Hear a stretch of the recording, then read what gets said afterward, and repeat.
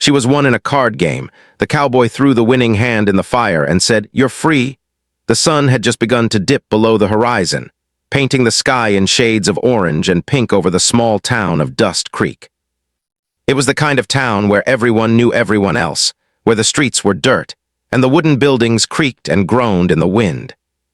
The saloon at the edge of town was alive with the usual evening noise, horses stamping outside, doors swinging open and closed, the murmur of voices mixed with laughter and the occasional clink of a coin. This saloon was the center of life for the men of the town, a place where worries of the day could be drowned in whiskey or left behind in a game of chance. Inside, the air was thick with smoke from the candles and the stoves, mingled with the sharp smell of tobacco. The room smelled of worn wood and old leather, of hard work and harder lives. The walls were lined with faded pictures and wanted posters, reminders of past misdeeds and the occasional lucky escape. It was loud, chaotic, and yet strangely alive. Every table held a story, every chair a secret. In a corner near the fireplace, a group of men had gathered around a card table, cards in hand, laughter on their lips and anticipation in their eyes. Among the players was a man named Eli Turner. He was a cowboy by trade, though he preferred the quiet of his horse and the open plains to the company of townsfolk. He had sharp eyes, a steady hand, and a calm presence that made people pay attention without realizing why. Eli had come into the saloon tonight not for drinking or showing off his luck, but because something had drawn him to this place, something he could not yet understand. At the other end of the table was Silas Crow, a man whose reputation traveled faster than the wind across the plains. He was confident, sharp-tongued, and known for his skill with cards. People whispered about him in the streets. Some called him clever, others called him ruthless. He carried himself as though the world owed him something, and in many ways, the people in the room believed he just might be right. Silas had been on a winning streak for hours, his pile of coins growing higher with each hand, his smirk growing wider with each cheer from the men around him. The night carried a sense of tension, a quiet warning under the laughter and smoke. Eli observed the table carefully, noting how Silas played, how the men reacted, how the room seemed to hang on the smallest movements. He didn't speak much. He didn't need to. His presence alone commanded attention. While others shouted or laughed or cursed when a hand went wrong, Eli's silence was sharp, like a line drawn in the dirt. He was not a man who sought attention, yet he had a way of making everyone aware of him without effort. At some point in the evening, the room seemed to hold its breath. Silas, flushed with excitement and perhaps overconfidence, leaned forward and placed a bold wager. The other men chuckled nervously, glancing at each other as if to say, "Who will stop him now?" But no one did. Silas had already raised the stakes too high to back down without looking foolish. He claimed he had nothing more to bet but something of value. That was when the shock rippled through the room. He placed a young woman, Clara, into the game. Clara had been traveling with Silas, following promises of safety, work, and shelter. She had hoped for adventure or at least a stable life, but what she found was isolation, control, and fear. She had grown accustomed to keeping quiet, to moving as if invisible, to being polite and unobtrusive. Now, standing near the wall of the saloon, she felt the eyes of every man on her. She was not just a woman in the room, she was the prize in a gamble. She lowered her head, her hands fidgeting with the edges of her dress. The reality of her situation hit her all at once, and fear twisted in her stomach. Eli noticed her immediately. He had seen many things in his life, the harshness of the plains, the cruelty of men, the struggle of survival, but something about this moment stirred him deeply. He felt an ache, a sense of injustice so strong it was almost physical. He could not turn away. This was not a game anymore. This was a person's life, a soul treated like a card, tossed casually into the wind. He understood without a word that he could not remain silent. The other men around the table did not seem to share Eli's discomfort. They laughed, made crude jokes, and whispered among themselves, entertained by the audacity of Silas and the helplessness of Clara. Their amusement was sharp and bitter, but it could not pierce Eli's calm. He kept his gaze steady, watching the cards, watching Silas, watching the subtle expressions of fear and hope and doubt crossing the faces of everyone present. The final hand was dealt, and for the first time that night, the room fell into an uneasy silence. The clinking of coins stopped. The laughter died down, and even the smoke seemed to hang still in the air. Silas leaned back confidently, certain that his luck would carry him through. He glanced at Eli with a cocky smile, unaware of the determination hidden behind Eli's quiet eyes. Eli studied his cards with careful attention, noticing not just the numbers and suits, but the subtle tension in Silas's hands, the way he exhaled too quickly, the way his gaze flicked toward Clara as if he were already celebrating. Eli understood more than just the game. He understood the stakes, the weight of each decision, and the lives that hung in balance. He knew the final hand was more than a test of luck. It was a test of courage, of morality, of the ability to choose right over easy. Clara stood motionless, her heart racing.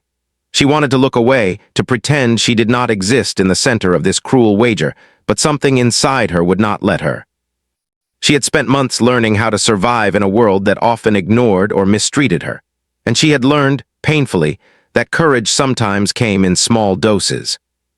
She drew in a shaky breath, feeling the heat of the room, the eyes upon her, the invisible chains of expectation pressing down. When the cards were finally revealed, Eli had won. A quiet murmur spread through the room as men glanced at each other, unsure whether to cheer, curse, or remain silent. Silas's confident expression faltered for the first time that night, his smirk replaced by a flicker of anger and disbelief. Eli did not smile. He did not cheer. He simply held the cards in his hands as if they were fragile, dangerous objects, because in a way they were. The room erupted around him, but Eli's focus never wavered. He looked past the coins, past the shouts and laughter to Clara. She remained frozen, unsure whether to step forward, whether to protest, whether to hope. Eli could see the storm of emotions in her eyes: fear, confusion, relief, disbelief. He understood her completely, without a word, because he recognized what it meant to be seen as less than human, to be treated as a possession rather than a person. The other men tried to reclaim their attention, shouting about luck, skill, and honor. Some nudged Silas, suggesting he demand a rematch. Others muttered about cheating, about unfair advantage, about the impossibility of the situation. But Eli's presence was like a quiet force, a weight that grounded the room. He had won the game, yes, but more importantly, he had made a choice that no one else had the courage to make. Clara's lips trembled as she struggled to find words. She had been raised to obey, to remain quiet, to survive by staying invisible. But now, in the quiet authority of Eli's gaze, she felt something unfamiliar: possibility. Perhaps she could move forward, perhaps she could claim some measure of control over her life. Her heart pounded with a mixture of fear and hope, each beat a reminder that her life was not entirely hers yet, but it could be. Eli's hand rested lightly on the table, near the cards he had just won. They were not merely pieces of paper. They were symbols of a choice, of an act that defied expectation, of the courage to do what was right even when it was easier to do nothing. The saloon was filled with the noise of life, but for a brief moment, Eli and Clara existed in a bubble of quiet understanding. They did not need words to convey what had just occurred. As the night wore on, the tension remained, though it shifted subtly. The men realized that this game had ended not with the loud celebration of victory, but with the quiet, undeniable presence of decency. Eli did not boast. He did not brag. He simply held his cards, steady, unshaken, and in doing so, he reminded everyone in the room that there were some things more important than money, more important than reputation, more important than pride. Clara took a careful step forward, her movements tentative but determined. She understood that the moment she stepped fully into the room, she claimed a small measure of her own life. She did not yet know what the future held, but she knew she had been seen, acknowledged, and in some way liberated. Eli had offered something far beyond winning a hand of cards. He had offered recognition of her humanity, and in that recognition she felt the first stirrings of freedom. The saloon continued to buzz with activity, but the energy had shifted. The room was no longer just a place of gambling and bravado. It had become a place where courage, quiet, and unassuming had left a mark. Some of the men avoided Eli's gaze. Some whispered among themselves, unsure how to react to the act they had just witnessed. But for Eli, for Clara, for the moment, it was enough that the choice had been made, that the right action had been taken, and that a life had been touched in a way that no coin, no card, no hand could ever replicate. And so the night went on, the saloon alive with noise but quiet in spirit. Outside, the stars began to appear, shining over the small town of Dust Creek, as if acknowledging that even in the smallest, dustiest corners of the world, courage and humanity could find a place. Eli remained seated, thoughtful, calm, a steady presence in a chaotic room. Clara remained near the wall, feeling the beginnings of hope, the whisper of possibility, and the stirring of a future that could now be hers to shape. The room felt heavier now. Even though the game had ended, the tension did not leave. Men shifted uneasily on their chairs, whispering to each other, throwing glances at Eli and at Clara. They could sense that something unusual was happening, something beyond the ordinary squabble of cards and coins. Sila's crow, flushed with anger and disbelief, stared at Eli with a mixture of frustration and fear. For the first time that night, he realized that winning the game did not give him control over everything. Clara remained frozen near the wall, her hands clutching the folds of her dress. Her heart raced, her mind spinning with fear and hope at the same time. She had felt powerless for months, always at the mercy of men who treated her as if she had no voice, no choice, no value. But Eli's quiet presence, his calm eyes, and the way he had handled the hand had sparked something new inside her, a glimmer of courage she did not know she still possessed. Eli did not move immediately after winning. He remained seated for a moment, letting the weight of the room settle around him. The coins were pushed toward him by the saloon owner with a knowing smirk, as if he assumed that the game had been just another evening's entertainment. Some of the men at the table leaned forward, anticipating Eli's next move, expecting him to claim Clara as if she were a prize. But he did not. His eyes were steady, unflinching, fixed not on the coins, not on the shouts of the men, but on Clara herself. Without a word, Eli stood slowly. The wooden floor creaked under his boots, and a hush began to fall over the room. The men, who had moments ago been shouting and laughing, paused. The fire in the hearth crackled, sending sparks dancing into the air, casting flickering shadows across the walls. The warmth of the flames did little to ease the tension, because the room sensed that something important was about to happen. Eli walked toward the fireplace, every step deliberate, calm, and purposeful. The men watched him, unsure of what he was doing. Some chuckled nervously, thinking it might be a dramatic gesture, something to impress the crowd.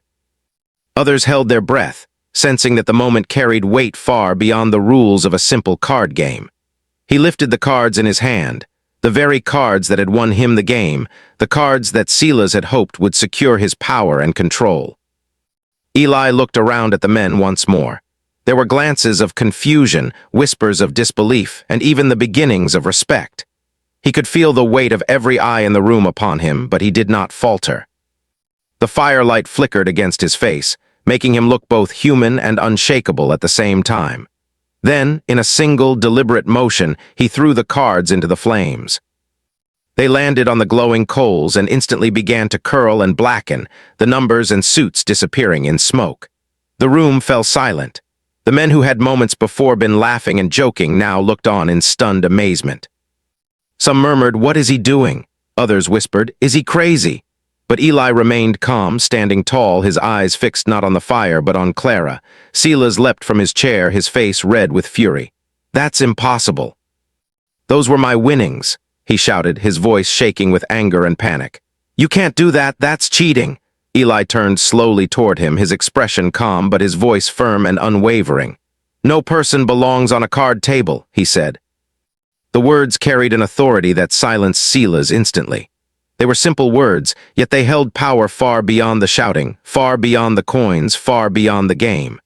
It was not about cards or money, it was about respect, dignity, and humanity.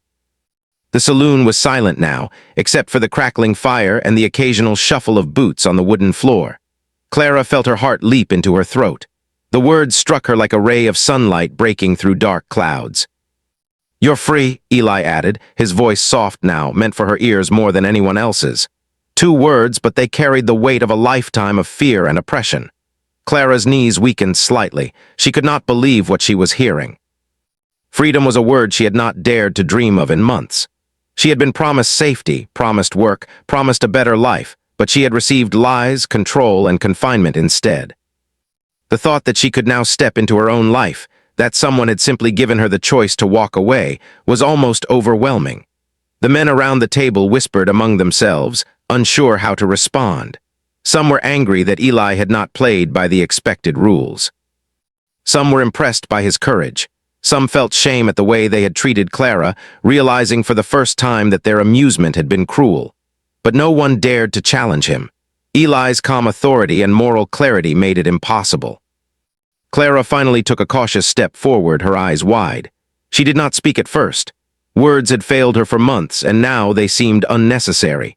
The gesture, the calm voice, the simple act of tossing the cards into the fire had said everything. Freedom, dignity, respect. These were not coins to be counted, they were choices, and they were hers to claim.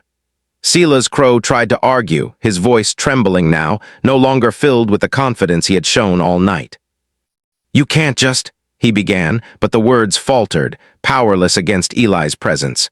He had realized too late that his luck and his confidence could not control the world or the lives of others. He had treated Clara as if she were a possession, but Eli had reminded everyone in the room that no person could ever truly belong to another. The saloon owner looked between the two men and then at Clara, unsure how to act. He had seen many strange things in his time, but nothing like this. The coins on the table seemed meaningless now, the shouts and laughter hollow. Eli had reminded them all that the game, the stakes, and even their bravado meant nothing when it came to human dignity. Clara felt tears prick at the corners of her eyes. She had been silent, obedient, and careful for so long, trying to survive in a world that treated her like a thing rather than a person. Now, for the first time, she felt seen.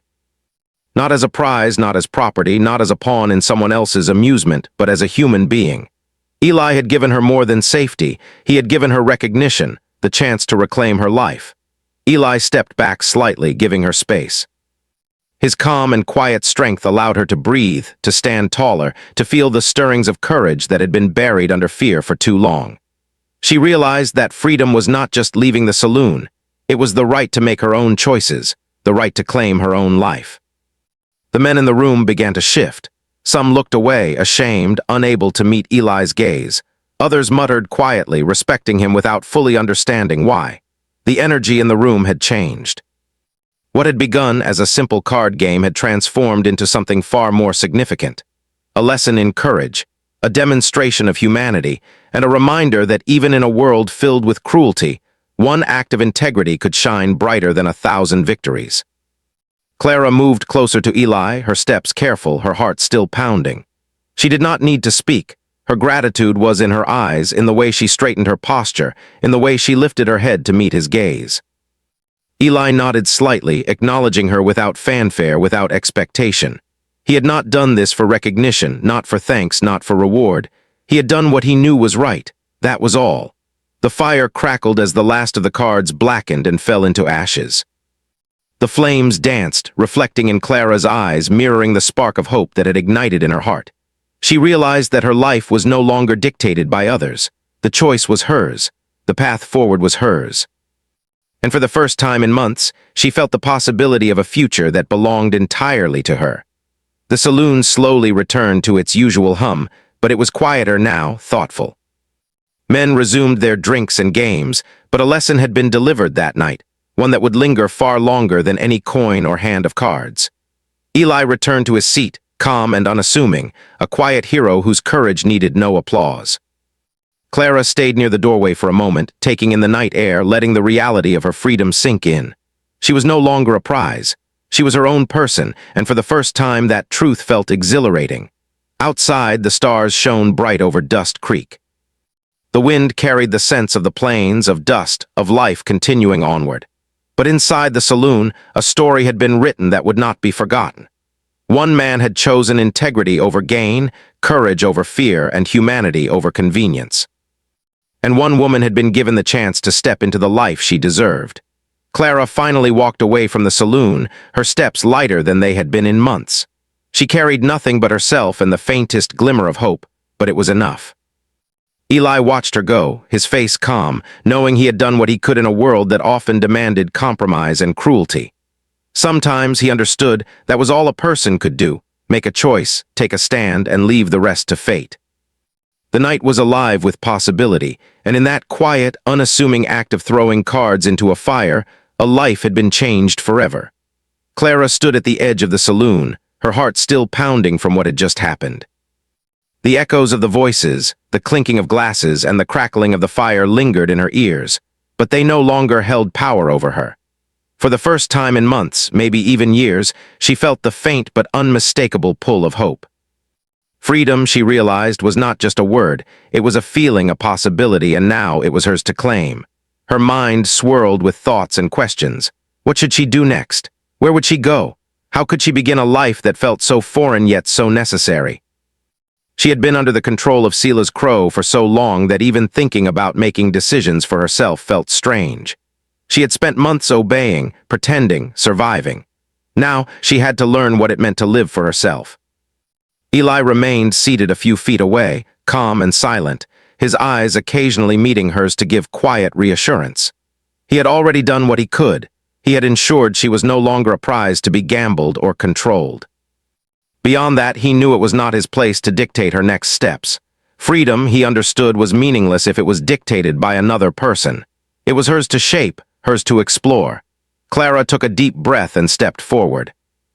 Her movements were hesitant at first, as if testing the waters of her new life. She approached the table where Eli had left the coins he had won, the modest sum that could serve as a start for something bigger. She stared at them for a moment, considering them not as money, but as a symbol of her new possibilities. Each coin represented choice, opportunity, and autonomy, the first tools in her journey to independence. Finally, she picked up the coins. The metal felt cold and solid in her hand, grounding her in the reality of her new situation. She had no illusions that life would be easy from here on. The world was vast, unpredictable, and sometimes cruel. But in that moment, the fear that had gripped her for so long seemed to recede, replaced by determination.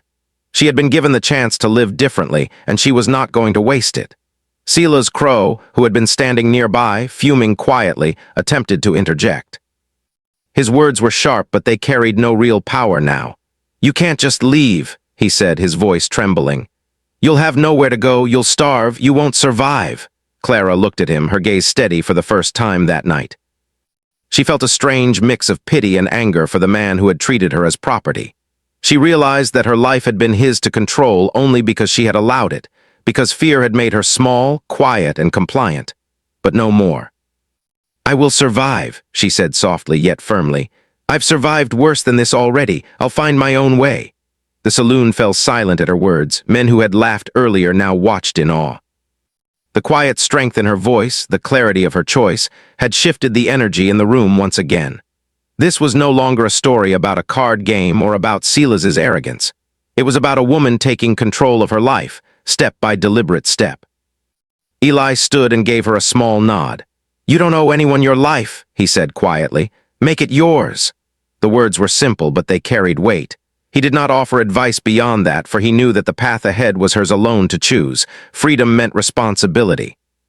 It meant courage. It meant making decisions without guarantees, without someone holding your hand. Clara nodded, feeling a swell of gratitude. Not for the coins, not for the victory over Sila's, but for the gift of recognition, an acknowledgement that she mattered, that she had the right to decide her own fate. For so long, she had been silenced.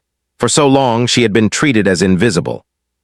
But now she felt her own voice stir inside her, tentative but insistent, ready to be heard. The streets outside the saloon were quiet, the night wrapping the town in a blanket of calm. Dust Creek had settled into the slow rhythm of the evening. Clara stepped out, her boots crunching against the dirt road.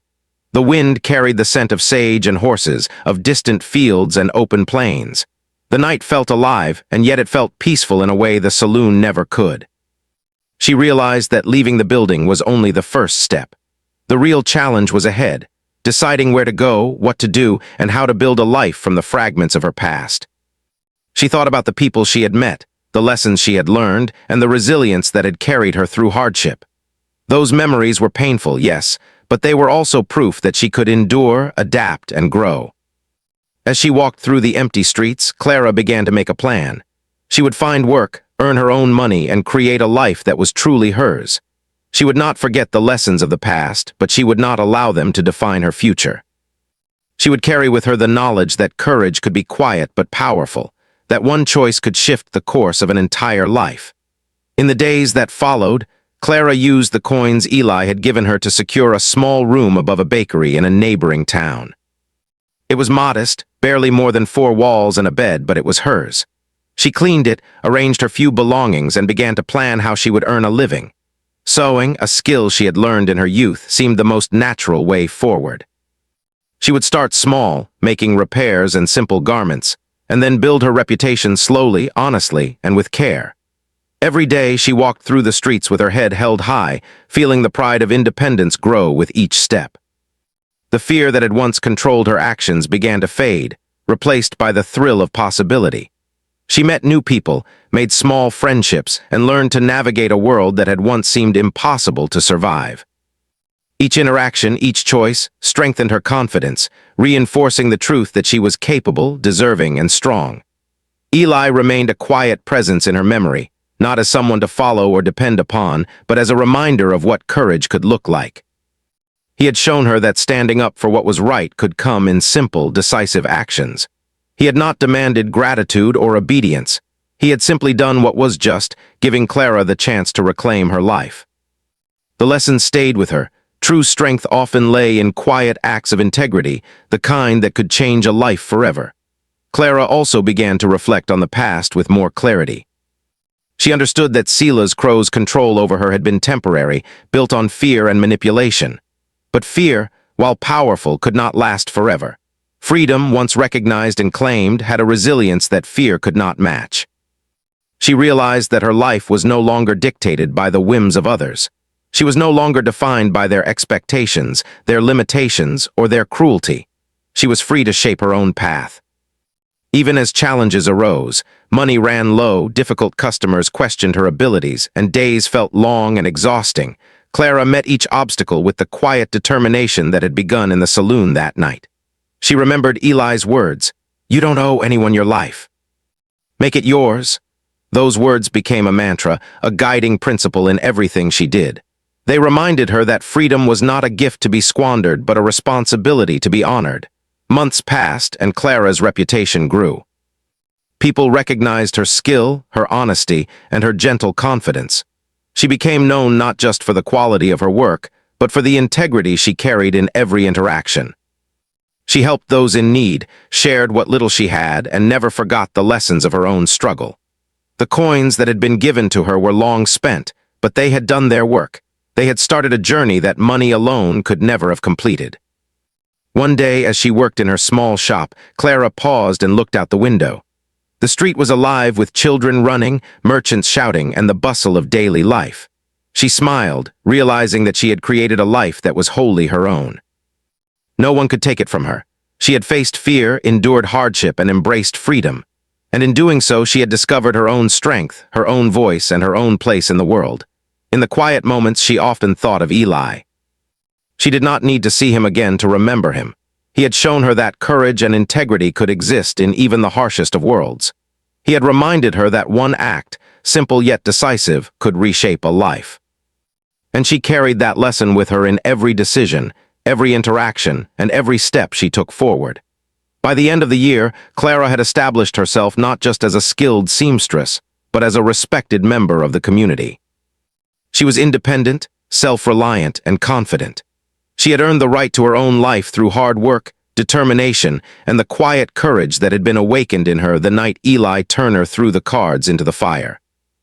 The experience transformed her understanding of strength. It was not in aggression, loudness, or domination. True strength, she realized, was in quiet resolve, in the courage to act rightly when the world expected the opposite. It was in claiming one's life, one choice at a time, and refusing to let fear dictate the path forward. And so Clara walked her own path, strong, independent, and free. The memory of that night, the fire, the calm voice, the 2 words, "You're free," remained with her as a beacon. She had learned that even in a world filled with cruelty, deceit, and fear, freedom was possible. One had only to be brave enough to claim it, step by deliberate step. Years had passed since that fateful night in the Dust Creek saloon. The town had changed slowly, as towns often did. Buildings weathered by sun and wind had been repaired, some torn down and rebuilt, and new faces had appeared on the streets. Life went on in its ordinary rhythm, but the memory of that night, the fire, the cards, the calm voice of a man who had stood for what was right, had lingered quietly like a faint but enduring echo. Clara Bennett had become a name known not just in Dust Creek, but in the surrounding towns as well. She had built her life from scratch, starting with the coins Eli Turner had given her that night. Those coins had been small, almost insignificant to anyone else, but to Clara they represented hope, opportunity, and the first taste of freedom. She had used them wisely, securing a small room above a bakery in a neighboring town and gradually building a modest sewing business. She began with simple tasks, mending torn clothes, hemming dresses, and creating small garments for those who could not afford the services of more established seamstresses. Every stitch she sewed carried more than just fabric. It carried her determination, her courage, and the knowledge that she was no longer bound by the will of another. Each completed garment was a small victory, proof that she could survive, thrive, and grow on her own terms. As her reputation grew, so did her confidence. People appreciated her skill, her honesty, and the care she put into every piece she touched. They admired her for more than her work. They admired her character. She had learned to navigate the world with quiet strength, never boasting, never demanding attention, but earning respect through her actions. The lessons from Dust Creek had remained with her. Courage could be quiet, strength could be gentle, and freedom was something that had to be claimed, nurtured, and protected. Clara often reflected on the night she had been won in a card game, the moment Eli Turner had thrown the winning hand into the fire and declared her free. At the time, she had felt disbelief, fear, and hope all at once. But now, years later, she understood the true magnitude of that act. Eli had not only given her a chance at freedom, he had shown her what it meant to act with integrity, to do what was right even when no one was watching, and to recognize the humanity in others. That lesson had shaped her into the woman she had become, resilient, confident, and determined. Over the years, Clara expanded her business. She rented a small shop in the town square where she worked diligently, creating fine garments and repairing clothes for the people who came to her. She treated each customer with kindness and respect, and word of her skill and character spread quickly. People trusted her, not just with their clothes, but with their stories, their concerns, and sometimes even their small joys and sorrows. Clara had become a fixture in the community, a symbol of what could be achieved through perseverance, honesty, and courage. Despite her success, Clara never forgot the lessons of her past.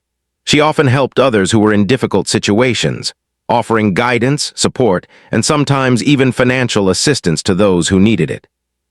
She understood what it meant to feel powerless and to be treated unfairly, and she made it her mission to ensure that others did not have to endure the same hardships she had faced. Her empathy and generosity became as well known as her skill with needle and thread, further cementing her reputation as a woman of character and influence. One afternoon, as Clara was arranging her latest batch of dresses in the shop window, a stagecoach rumbled down the main street, kicking up dust and drawing the attention of the townspeople. The horse's hooves clattered against the cobblestones, and the driver called out to announce the arrival of a new passenger. Clara glanced up and froze. Stepping down from the stagecoach was a man she recognized immediately, Eli Turner. Time had added lines to his face, and his hair had grown flecked with gray, but his eyes held the same calm strength that she remembered. For a moment, they simply looked at each other, the years of separation folding into silence. No words were needed to acknowledge the shared understanding between them. Eli approached her shop, his movements measured and deliberate. Clara stepped outside to meet him, her heart racing with a mixture of anticipation, gratitude, and quiet joy. She did not need to speak to know that this meeting was more than chance. It was a reminder of the courage and integrity that had changed her life, and it was a testament to the impact of one person's decision to do what was right. "Clara," Eli said finally, his voice calm, steady, and warm, "you've done well." There was no admiration in his tone, no praise, just recognition, and that recognition meant more than any words could convey. Clara smiled, her eyes glistening with the memory of that night and the years of effort that had followed. "I owe it to you," she said softly. "You gave me the chance to make my own life." Eli shook his head. "You did all the work, I only gave you the opening. You made the choices, you took the steps, and you built this life. That's all you." His words were simple, yet they carried immense truth. Clara had not been rescued, she had been empowered, and in that empowerment she had created a life that was fully, completely hers. The townspeople watched from a distance, curious about the quiet meeting. They had heard stories of Clara's rise from a frightened, powerless girl to a confident, respected woman, and now they saw the man who had set the first spark of her journey. Whispers spread among them, not of gossip, but of admiration and respect. This was not just a story of success. It was a story of courage, integrity, and the lasting impact of one person's decision to do what was right. Over the following days, Clara and Eli spoke often. They did not dwell on the past unnecessarily, nor did they need to recount every detail. The bond between them was quiet but profound, built on mutual respect and shared understanding. Eli offered guidance when asked, but he never sought to control. Clara welcomed his presence as a mentor, a friend, and a reminder of the courage that had set her on her path. The townspeople began to see a transformation in the community as well. Inspired by Clara's example, others began to act with greater integrity and kindness. Men and women who had once overlooked the struggles of their neighbors now offered support, assistance, and encouragement. The ripple effect of one act of courage, throwing a handful of cards into a fire to declare a young woman free, had spread far beyond that single night.